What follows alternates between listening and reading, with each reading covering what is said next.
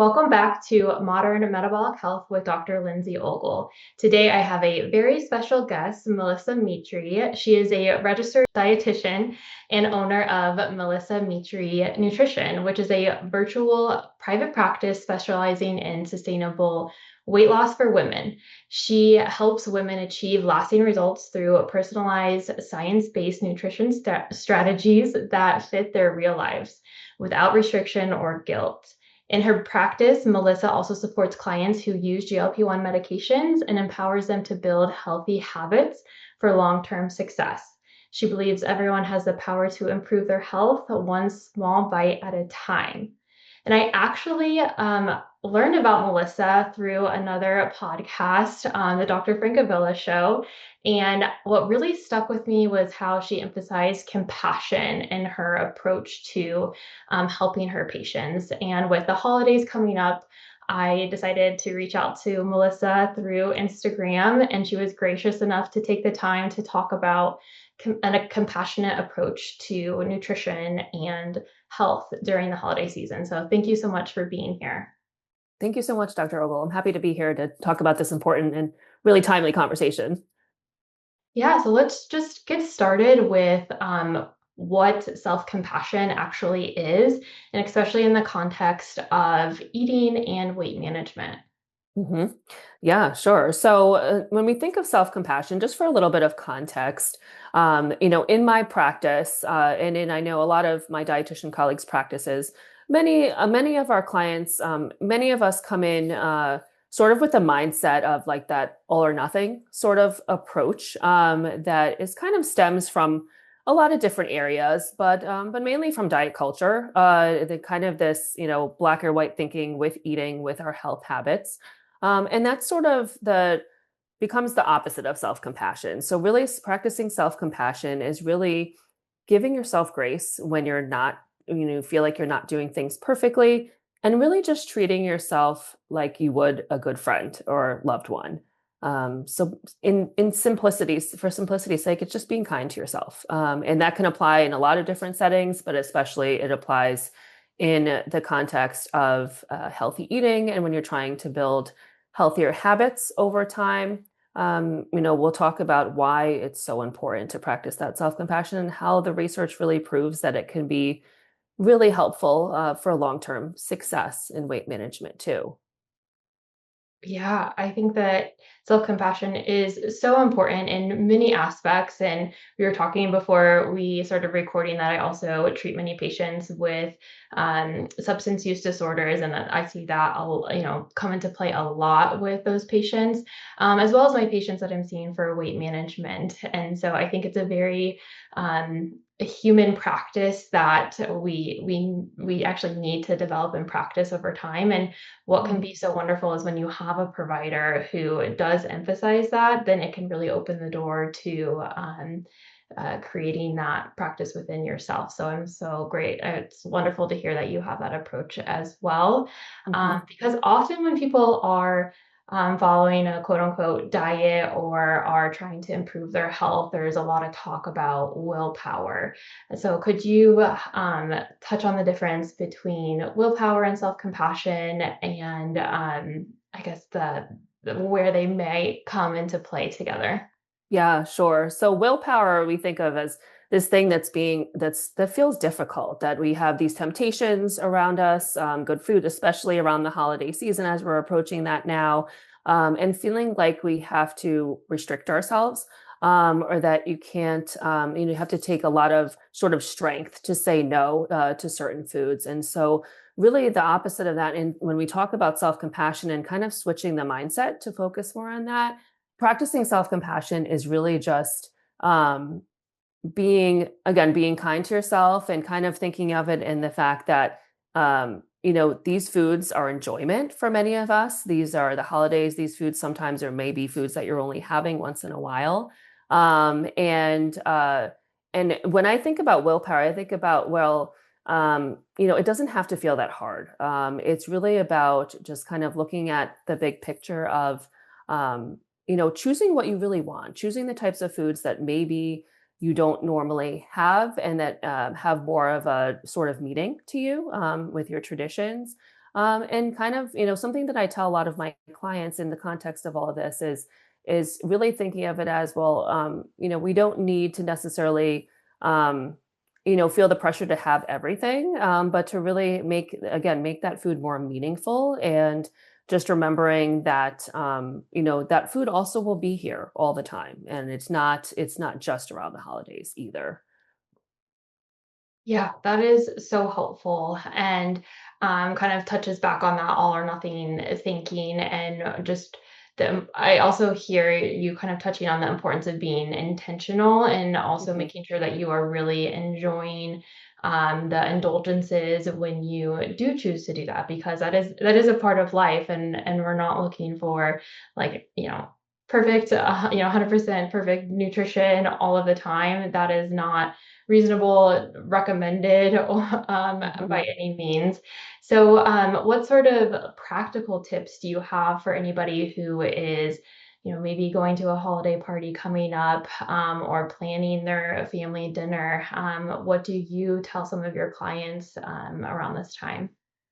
Yeah. So one thing that I often recommend is sort of just pausing. So sort of having like just a grounding pause that where you're taking a quick breath before you start eating and making your food choices, and sort of just checking in to see how hungry are you, asking yourself what choice would really make you feel most satisfied, and comfortable. And I kind of term this the power of the pause. This is something that I tell my clients, or kind of guide them through in a lot of different challenging situations, but especially around the holidays, kind of just taking that quick pause before reaching for something to take a step back, to kind of challenge um, the sort of automatic negative thoughts that tell that some of us may be saying, like, oh, I can't have this, or this is a bad choice. Some of the things that might be going through your mind when making these choices, and trying to kind of shut off those thoughts and really kind of transition them into what types of foods would make me feel good right now. What are my favorite choices that are around right here, and kind of taking a quick scan on what's available, and asking yourself which foods would make you feel the most satisfied, so that again, it's not necessarily needing to have everything, because a lot of times, if you choose everything just because it's there, it ends up not being that satisfying too. And so it's really kind of making those more intentional choices. And again, just reminding yourself that food is enjoyment, and that's okay. Um, but it's just being more strategic, so that the choices that you do make, you feel really satisfied. And then naturally, you may be less likely to overeat in those scenarios too, where overeating may be easy to do. So Mhm. that's really one of the biggest strategies that I recommend. But also another strategy that can be helpful is really just to kind of take things slow when eating around the holidays, and kind of just giving yourself permission to enjoy the food, and again trying to get kind of lighten that guilt that might be coming up, because when there is guilt around eating, then in any situation it can often backfire and feel like, why did I eat this way? And then it ends up becoming that domino effect of the next day you're eating that way again, or you're overindulging, and it just doesn't feel good. So it's really just kind of giving yourself permission to enjoy those foods, savoring them slowly, without the guilt, really fully enjoying them, not rushing through. And then in that way, it's much more satisfying, and again, can result in not just naturally eating in a way that feels better physically and mentally. Mhm. Yeah, I love that approach and definitely support that for everybody. And I think those are all great tips that people can take right away and apply to this holiday season or any time throughout the year. And is just, yeah, really great advice. Um, I also have a follow-up question. If somebody did not get that advice ahead of time, or maybe they did, but were not able to follow through at an event, and maybe later on that night or the next day are feeling guilty or shameful, how would you recommend patients or clients or anybody manage that the next day? Mhm. Yeah, that's a great question. So, what I would suggest is really, again, kind of taking a step back and putting it all into perspective. And so, if there was one meal, one day, or even multiple days that you had felt, or a patient had felt that they had overeaten or overindulged, then it's just reminding yourself that you're human. We're all human, and nobody eats perfectly, and that's not the expectation either when it comes to being healthy and striving for that. And just remembering that the fact of the matter is one meal or one day, or even several days will not make or break your health. And really, it can be more helpful when those feelings come up to, again, sort of put it into perspective and just think of it in a way of, well, what can I do differently next time? And not in a place coming from a place of judgment or guilt, but thinking, well, the next time I'm in that situation, what can I do a little bit differently in order to make sure that I feel my best and that I'm fully present in the moment? Because that's really the goal, right? Is that we want everyone wants to enjoy the holiday season and time with family and friends and all of those things. And the food really is just part of that. But the really more meaningful parts are what we're doing and the socializing and all of those special times. Yeah, absolutely. I find curiosity to be such a powerful emotion because it Mhm. opens the door to learn from all of our experiences. When, in contrast to that, if we're just being, very harsh on ourselves, it does not invite us to learn from prior experiences. So, yeah, Mhm. taking a curious, compassionate approach, then we can learn and do differently in the future if we choose to. And I'm sure that you've experienced, some people probably come to you and are, worried to share that maybe they did overindulge or like quote unquote slipped up on their nutrition plan. But obviously with your compassionate approach, you want them to share that with you. Is that something that you're able to build up like that trust with your patients and clients over time that they can share that with you? Or how Mhm. how do you approach that? Yeah, so I really try to have that conversation from the get-go with my clients, and so from day one, even when all of my clients, I offer sort of a an introduction screening call where we have a conversation, and I can see how I can best help them and what they're struggling with, and in that conversation, we talk about some of the things that may that I would help them with, and one of those being that they're going to be tracking what they're eating in some way, shape, or form that works best for them. And that I'll help them, kind of monitor that and provide feedback, etc. But with that said, I always let them know right from the get-go that I'm not here to judge. I'm here to support them, and I encourage them to be open and honest in all the details of what they're eating and what might be leading up to that, all of those things, because that's really just really fully helping them. Because if you think about it, I always bring it back to if somebody was working with a therapist and if they weren't sharing the things that were bothering them, then the therapist can't best help them. And so it does add a little bit of vulnerability that I know sometimes might be difficult for some people. But knowing, like myself and others that have this more compassionate approach, that it's really I'm here to support, and that's what I tell them right from the start, that the reason that they're tracking is so that we can see where some of the barriers and challenges might be lying, and also be able to take that step back to see what is leading up to those habits, and how can we kind of change what's leading up to it in order to help them to feel their best. Yeah, I love that. I love that you kind of go through that with every single person that you even will potentially work with.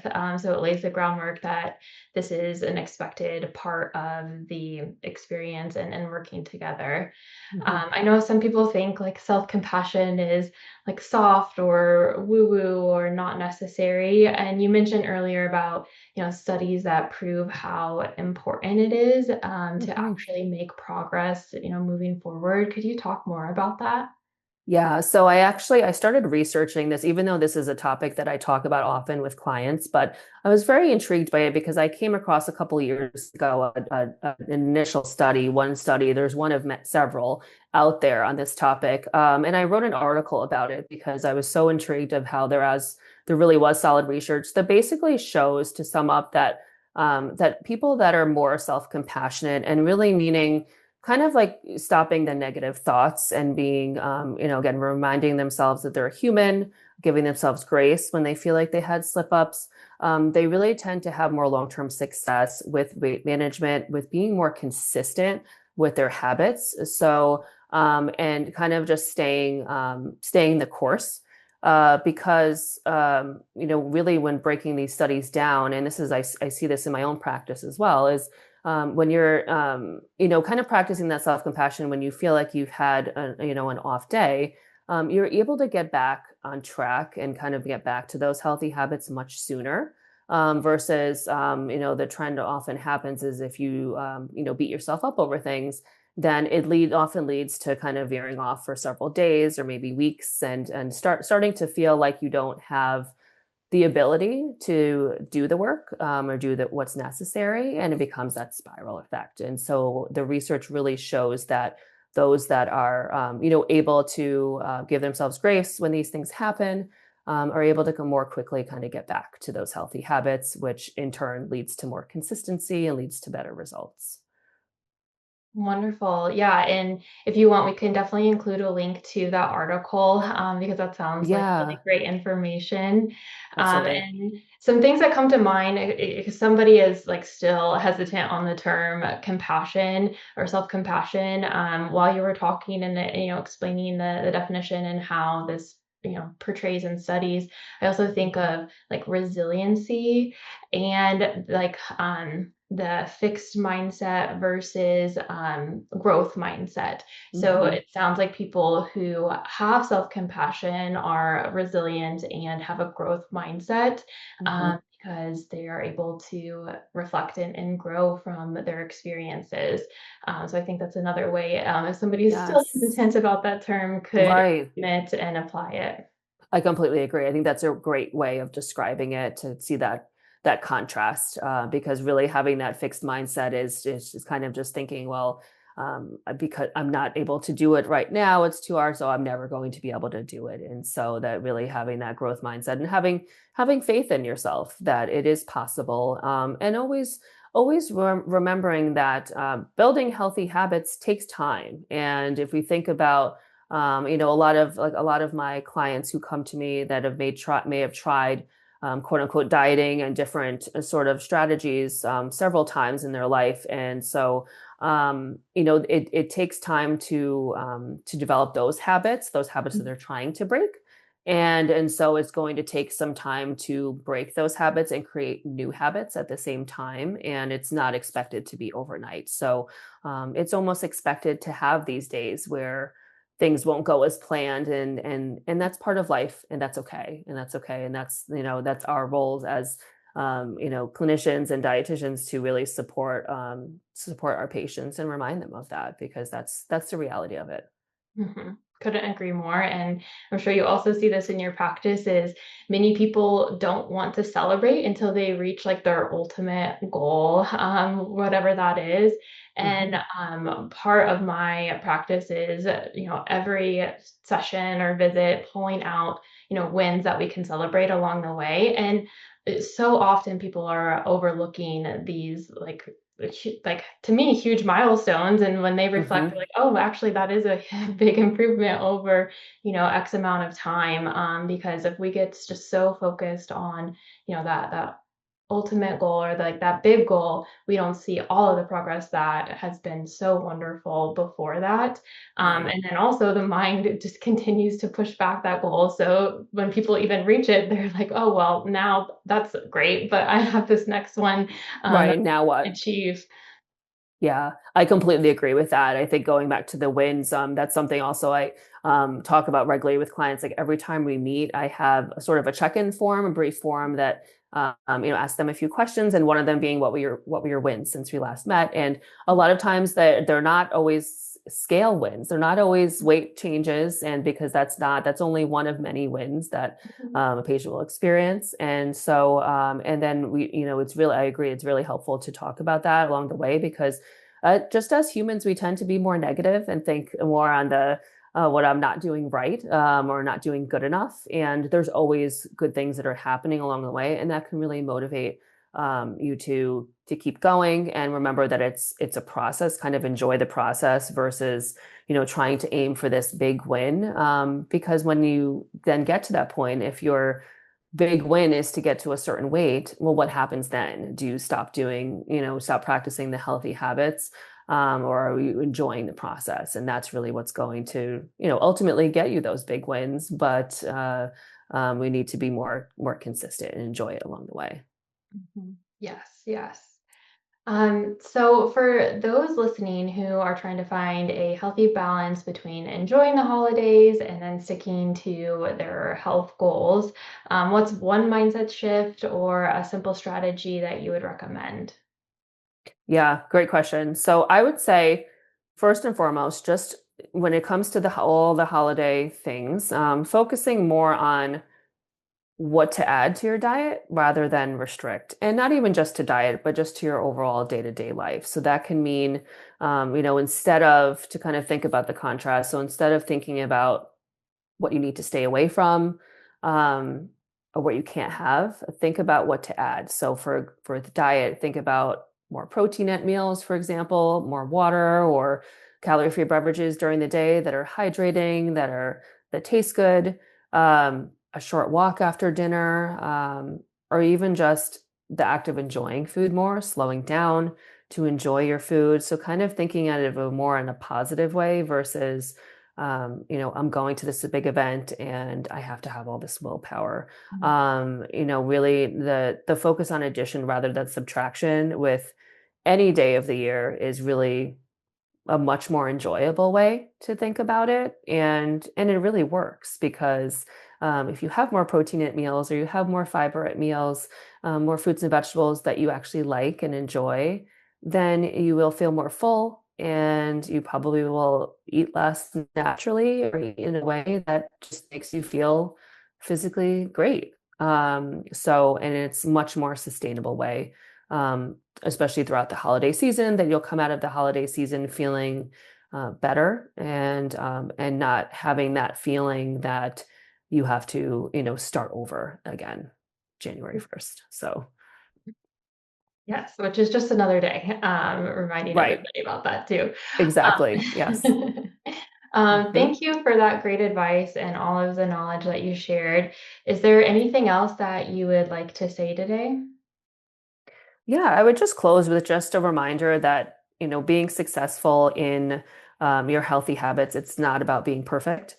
It's really just about showing up for yourself most of the time, kind of like that 80-20 rule. And it's more about the patterns of what you're doing on most days that matter the most. And just be flexible with yourself because life happens.